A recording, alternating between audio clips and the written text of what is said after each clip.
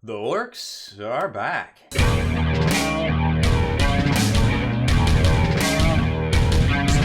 Spiky Bits.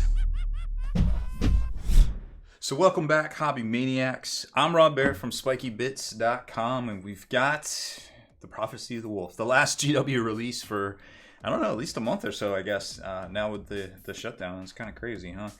Anyway, so Prophecy of the Wolf is coming in hot at $170 US. And remember, you can always get your hobbies for less from Miniature Market or DiceHead.com. But depending on when you're hearing this video, they may or may not be open. Who knows what's going on? It's a crazy, crazy world out there right now. Now we're going to talk about some of the values in here. Show you some of the sprues and put together Ghazghkull and the new Ragnar. So first up, the new box set is 23 miniatures in this one here for $170. Somebody do the math for me on that real quick. I can't math that quick right there, but I feel like that is somewhere around $9 a miniature, give or take. Of course, I probably added $10 and divided by whatever, but you get the point right there. So it's gonna come. It's a little light on this side right here because you get two of the the infiltrator squads.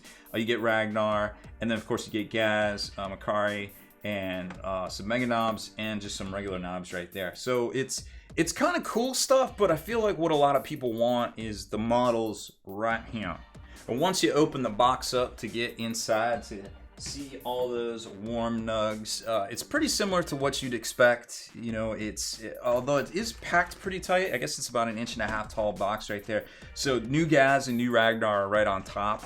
So right off the bat, we'll definitely come back to those here in a second. And then you've got all of the infiltrator sprue. Now remember, the infiltrator sprue is literally, actually, no, it should be two. Yeah, it's two of the same sprue right here because I guess they sell them separately too for the combat squad for $35 or something, or together for $60 right there. And then they've got the mega knob sprue, which is actually 3 duders together. And we've showed you all this stuff in the past, so definitely check out all of this here on the channel. And then the regular knob squad too, which is a little bit older. I think this is from 2005? 2000, now I want to know, 2007? Ugh, now I gotta know. 2002, not gonna tell me, I guess. Oh, that's very sad. I want to say, I guess my final answer would be 2007, but it's probably more like 2009 if I had to guess. It's been a little while, but late 2000s, we'll go with late 2000s, final answer right there. And then once you get through all of that, they got the protective little poster thingy here with the good side down. So hopefully there's no puncture wounds on your poster and you get one of these cool posters. Now this will fit in a standard 11x17 frame. I think we have a link in the description and the comments as well, so you can get like a 2 or 3 pack of those off Amazon. They're super cheap, you know, shipped to your door. They look good. And any of the overhang on the poster, just take out the cardboard from inside of the poster frame, spray it matte black or gloss black if you really want, and then, you know, it just fits in there nice and neat. My buddy LT told me about that one, who usually gets all my extra posters going forward. So you're going to get an instruction manual, Prophecy of the Wolf here, 2 decal sheets, the 80mm, that's right, 80mm round Ghazghkull base with holes, without holes, 40mm for Ragnar, and the rest of the bases for the models right there. And then it's going to come with a little campaign book, which isn't too bad. I mean, there's you've got all the data sheets and everything in here, but it also has a couple of points values as well. It also has the Echoes of War campaign, like special, like, hey, if you want to play out the missions, that's cool. And then a little blurb on like what happened with Ghazghkull and Ragnar, kind of leading up to the whole like box set and stuff. So I'm not sure. I haven't read the Mark of the Beast, Saga of the Beast supplement yet. But usually, if the Phoenix box, the Blood of the Phoenix box, was any indication, this was kind of like a prequel story to the Blood of the Phoenix expansion set, or expansion codex, whatever you want to call it, book. So there was more of a story in there, and then they kind of glossed over what happened in this. So this, having the whole story with that story, was kind of cool with the Blood of the Phoenix stuff. So that I'm definitely looking forward to that, because I already know what happens in there, no spoilers. But haven't read the whole other book yet. So let's take a look at the instruction manual, and then we'll go into the sprues and build these guys up. Jumping to the instruction manual here for Prophecy of the Wolf, not Mark of the Beast. I don't know why I keep saying that. It's very biblical, I suppose. So here's a breakdown of all the sprues that you're going to get in a box. 80 mil, 40 mil, 35, and 25 probably for the little ammo grunts right there, if I had to guess. First up is Ragnar Black Mane. Now, as far as the instructions go, it looks pretty standard, like as far as, you know, Primaris, usually their pauldrons, or not their pauldrons, their greaves right here are a separate piece, but he's very dynamic, and even the base itself is 2 pieces here, so that's kind of interesting to see. And then you just assemble the torso, standard arms. Now, there's probably going to be some wicked mold lines right to here if I had to guess, but then the cape is really interesting because there's this sliver of a cape over here, then this 3-dimensional kind of wolf head swoosh over here, which is really interesting to see. So I'm not sure how that's all going to go together, but hopefully they kind of figured that out, because GW is really good at hiding the mold lines and kind of making pieces kind of go together where it wouldn't be quite as obvious about what's going on. But then you can see right here, he assembles right onto the base, and he's got his best serving tennis pose right there. Then he goes into the Infiltrator squad, which really isn't nothing any new, and then Ghazghkull himself. Now, Gaz is kind of an interesting model, because here, let me just show you the sprue real quick. He's literally a sprue kit himself. Like, if you buy stuff, I think there's a Tyranid, I think it's like the Trigon or one of the Tyranids. It's only this many. It's literally one sprue like this, and it's, I think, $70 now. So I'm really concerned that this is going to be literally a $70 kit, like we've been saying. First it was 60. Now I kind of think it's 70, because that's a lot of sprue, and generally GW likes to get a lot for those type of sprues. So as far as his leg goes, legs are kind of slices. Torso itself is a little bit of a slice, and then you kind of got to thread the head into there, and then the left slice going onto the torso. On the back here, left and right, or excuse me, front and back section right there, he actually has a little old-timey crank. And this thing here, I don't know what this is. Is that his oil filter? I don't know. The flux capacitor. Who knows what's going on right there? And then you build out his backpack and all the wiring and everything. And then you've got some options when it comes to his gun, his new gun over here, Mork's Roar. Like, you can put the ammo belts on there if you want, or actually that's not this part right here. This is actually the ammo itself that is part of the bits. You can build up the shoulder pads, build up the blades on the arm, which is actually 3 kind of like Wolverine claws, which is really cool to see. And then the wires and everything go together. Nothing kind of out of the ordinary. We saw a lot of this with Chaos bits right there. Now, if you want to swap the pose, it looks like the base actually flips around, which we didn't really see any of this in the previews. We saw this, but we didn't see any of this. So it looks like just the interior head right there is different, and then this is the same piece. It's just flipped around. So you've got, you want to build part 45 and the head bits are the same, or you use part 46 depending on which way he wants to look. I suppose you could have him looking this way if you really wanted to, but the action pose is this way, so maybe you just want to go with this. And then they give you the orientation of the base, so it's the same base, you just flip it around to kind of do a different thing. And as far as I can tell, it's the same. There's no additional instructions in here for this, so it's just going to be the same dude, just kind of posed differently and looking a different way, which is kind of cool that they're building that extra value in, because normally when you get these special characters, they come one way, and they're just kind of locked in. And if you're spending that much money on what it looks to be, you know, when you look at the sprue, it comes with Ghazghkull and Makari, so chances are this is going to be a little bit of an expensive kit. So it's good to see that they're doing some sort of alternate pose right here, so you can kind of do 2 different ways. Me personally, I think maybe assembling him as a generic war boss of some sorts with a different arm, but then that probably wouldn't have fit on the sprue, although maybe they could have done it without Makari. I'm not really sure, but it's just something to think about.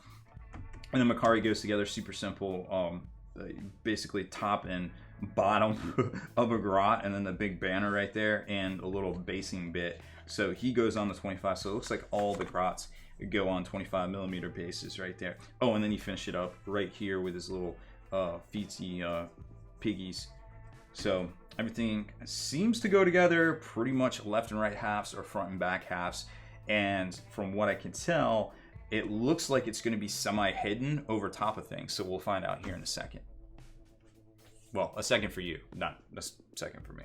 Before we jump into the actual assembly, let's talk about value real quick, because I forgot to cover that. Kind of went on a tangent about Ghazghkull right there. So the Infiltrator kit, like I did mention, is $60 for the 10 dudes, or a tactical squad, as I call it, is $35. Ragnar will probably be 40 when he releases. That's what Mephiston was, so I would say that's a good safe bet. I'm thinking Ghazghkull and Makari is going to be 70, but you know that could be plus or minus $10, I suppose. It's really hard to tell what GW's thinking on that. Also, if I had to throw out a guess, I would have said that these would be coming out in October or October, you know, because that seems like they always come out with this stuff separately at some point. It always seems to be around 6 months. Around 6 months from now, it's September. But, you know, there's a lot going on in the world right now, so it may push things up or back. Who really knows at this point? Then the Mega Knobs are $63 for the box, and the knobs themselves are $30. So assuming we're right on the Gaz at 70 and the, you know, Ragnar at 40, you're looking at a total MSRP of $263. So your value or your savings is probably about $93, you know, assuming retail values of $170. But if you get this for less, you're obviously making out right off the bat, because then you're probably saving at least $100 in value getting all this together. So first up is going to be Ragnar, and here you can see he's the normal character size sprue. He isn't that big chungus. He's basically 4 of these fit on the Ghazghkull sprue, just to give you an idea of exactly how big Ghazghkull really is when it comes down to parts and his actual length and girth. So Ragnar, a whole lot of stuff going on right here. You can see lots of good detail in the fur, lots of good detail in the his sword right here. What is that? Rune Fang? I forget what that's called. Then he's got the 2 bits of the base, and one is connected. I thought one was connected to his feetsies somewhere. Maybe. Oh, there it is. Yeah, it's connected to the feet right there. He's got the hand out, and I like how he's got these little talons on his actual feet. Where are they? I just saw them. Just like that separate bit. There it is right there. So that's actually a separate bit. Now it looks like this is part of this cape with that swoosh right there, and then he's got the standard, you know, kind of wolfy looking backpack right there. Cool looking head, and this looks like he's got a butt piece. How did I overlook that? So he's got the butt piece, there's his greaves, and everything connects into there.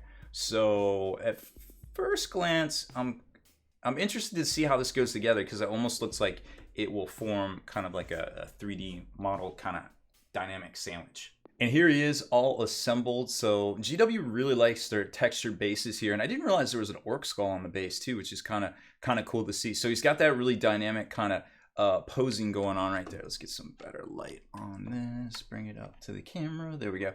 Now, a lot of crazy mold lines on this, so be very careful of your mold lines. Now, I left the majority of them. I just kind of took the burrs off here. So you can kind of see that there's a mold line going on right here. On right here, and then they kind of work up his legs and around all the way up the sword even, and then you've got like these weird ones on the back. Now some of them get covered up, like some of them on the shoulder pad get covered up, but then you got this really weird one on his hand right there at the head and everything. So, you know, besides that, as long as you can get by that, and then here's where the cape actually attaches itself. It's kind of hard to see under here. You could probably plug it up using some super thin glue, like the Tamiya super thin we use here. But look at that interface right there. You can't hardly tell that that's a separate piece. So I really like the design on that. And then, like I said, with the little wolf head over here, the wolf cloak, everything is very dynamic, and it's almost like it did make a 3D sandwich between the cape, the little wolf tail talisman in here. I think there's a grenade or a pouch in there, I forget. And then you've got his stuff that actually connects here. Now, this I did a really poor job on. Unfortunately, I didn't notice that there was such a big gap right there, but that could have easily been prevented. And then this, it locks into there and also locks into here. So it gives them a really dynamic feel. The model itself is pretty cool, and it's got lots of detail. Now, if you're gonna paint the cloak and things separate, and then put the shoulder pad, or you could even keep the 2 shoulder pads off, keep the backpack off if you wanted to. But this is a separate piece to this, and then this piece right here is also separate. So you could, in theory, paint the armor and then airbrush and do all the wolf cloak detail, but you will have to glue it on. But for the most part, your glue spots wouldn't be seen because they're going to be underneath the pad, underneath the backpack. But you want to make sure that you glue this part together right here as well. Up here, you'd probably be okay. Just, you know, watch that gap right there, like I did not. But everything else goes together, and he's got a really cool looking pose. I'm definitely kind of feeling this model, and here's how he compares. Well, here, we'll do it to one of our Iron Warrior Primaris intercessors right here. So you can, actually, I think he's an infiltrator. I can't even keep them all straight anymore. But, yep, he's pretty much about the same size, but you can tell he is definitely large and in charge. Like I said, Ghazghkull. Ghazghkull's a big model. He's got a lot going on here. And, of course, this is actually 2 models because you got Makari that comes on this as well. So you can see there is indeed only one version of his armor, only one version of the base. The only thing that's different is his head, well, his head sockets, which are on that right here. These are the 2 different head sockets, and there's like either you can do the ammo coming out or the little smoky wisps, which are kind of out here on the flanks. So all your options are kind of around the flanks, but everything else, you know, once you start taking a look at it, it's really well detailed as far as like 3-dimensional, like kind of posability and things. I mean, his mouth, his head, everything's kind of got a lot going on here, even his toes on the front. So these actually remind me of the Morkanaut, the way they did the Gorkanaut and the Morkanaut front toes, I believe they were. But yeah, I mean, this is very interesting, and it's very ambitious on Games Workshop's part, I feel like. So you can kind of see the bigger chunks that are going to go together, but it's really hard to kind of tell what everything is until you just kind of start assembling it, because remember, everything's going to have that front and the back and kind of like the left and the right feel right here. But you can definitely tell about how big his pistons are just from these right here, and then there's his backpack as well, and I'm sure his skull's probably easy to find. Yeah, we'll get it together. And here he is, the big Chungus himself. So he is on an 80 mil base. Remember, you can always put a little bit of texture here, like Vallejo Pumice or something like. You can even use the G-Dub stuff, but you want to make sure you build up enough to kind of make it smooth and kind of taper it all together right there. But other than that, I mean, you can tell this guy is chock full of detail. Like, there's a lot going on in the back here with the pistons. And remember how like the legs and everything were all positioned. Like, it's an assembly on top of assembly that hides a lot of the gaps and a lot of the mold lines. And there's a little old-timey crank back here that I guess Makari has to like kind of Yoda flip up here and then kind of turn on. And he's kind of cool too. Like, he's got, you know, the banners all pretty much done up, and then you can do some different glyphs or whatever you want on the little bottom right here. But he's, you know, standing on a little helm and doing his little Thug Thizzle kind of old school look to him right there, like very old, kind of Goblin Wolf Rider kind of look from the 80s, and I definitely like that. I appreciate GW kind of doing the throwbacks there sometimes. So here is the rest of the model. Like, you can tell, lots of detail work going on with these claws. It's pretty nuts, and of course he has a thumb, and then his main little I guess these are his horns up here. And then you've got the stick bombs and things, and now his brand new Hot Rod custom Texas Longhorn skull up there. It's very cool looking, and he's got his gun and everything. We didn't put the little fiddly bits on there, but I think if you do the ejected shells, they go out this way, and if you do the wisp of smoke, they kind of go up this way. So just watch out for the gap right here in the front. It's actually not that bad, and it looks worse in the camera than it is just looking at the model right here. So I'm sure with a little paint that'll be fine. But man, it's crazy how much. I mean, you can just see, like, there's you know, strap, and then joint, and then arm, and then in here you've got, you know, claws or armor claws, main claws. You got little gears down in there that you can see. So they really did a lot of work on this model. And I guess, you know, that's pretty much why it takes up so much space on the actual sprue itself. So for the most part, everything's kind of hidden. You can see a few gaps, of course, but, you know, when you start looking at the model at different angles, you probably wouldn't see them. But always use, you know, you can make things work with your super thin Tamiya glue, or, of course, just using a little Vallejo plastic putty too generally can kind of help right there. And then, of course, he's on a normal pose, but you can flip that around and put him over here and have him looking the other way with those other bits that we talked about earlier. So how big is he? Well, this is a 25 mil base. So he is definitely very big compared to that. So as far as other orcs go, I have one other orc model here of note.